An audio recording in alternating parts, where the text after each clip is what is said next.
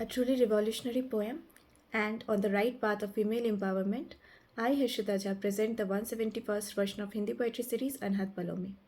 This novel poem, titled Pakhi Ka Sangharsh, has been composed by my father, Dr. A.K. Jha, and is, please mark my words as I say this, that it will be remembered in the history of Hindi poetry and will be recited by many in the years to come.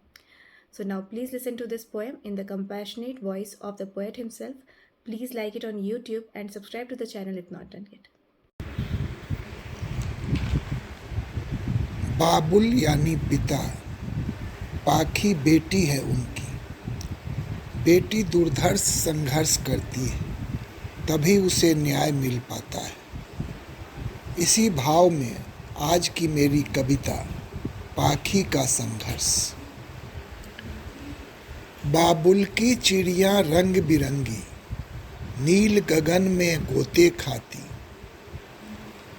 ऊंचाई पर आती जाती, उसके करतब हमें लुभाती, सबके मन को ही है भाती। पर कितना संघर्ष वो करती, यही कथानक लिखी न जाती। आज इसे लिपिबद्ध कर रहे, सब कुछ हम क्रमबद्ध कर रहे। बाबुल की पाखी का जीवन, संघर्षों से भरा हो दामन। बाबुल का था सूना आंगन, निर्जन रैन बसेरा लगता। नेह भरा माता का प्रांगण, बिल्कुल उजरा उपड़ा लगता। बेटी की जो हुई विदाई, चाक जिगर संग जीना लगता। पाखी का हो हलचल कैसे, कलरब तो अब सपना लगता। चहल पहल कोई अब कैसा हो, गलियां तक वीराना लगता। विदा हुई बाबुल की बेटी, कुरमाई तय किए विधाता। सीता के जैसा ही स्वयंवर, राम संग अब गई परिणीता। बाबुल के नयनों में आंसू, सबका मन ही हुए रुआंसा। पर जो परंपरा ही ऐसी, उसकी परिणति हो ही कैसा। पाखी का भी हृदय भरा था, अंतरतम बिखरा बिखरा था। क्या पाखी मेहमान यहाँ थी, उसका अलग बसेरा क्यों था। इस मिट्टी में ही उपजी थी, उसका विलग सवेरा क्यों था। क्या इतने दिन का ही रिश्ता, पाखी को रोना आया था।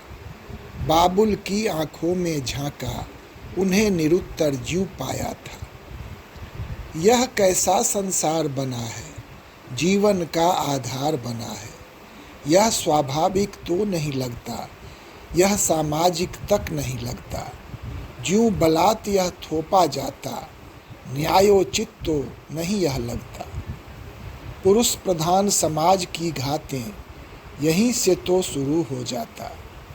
नारी को विस्थापित करके दुर्बल उसे किया जाता है।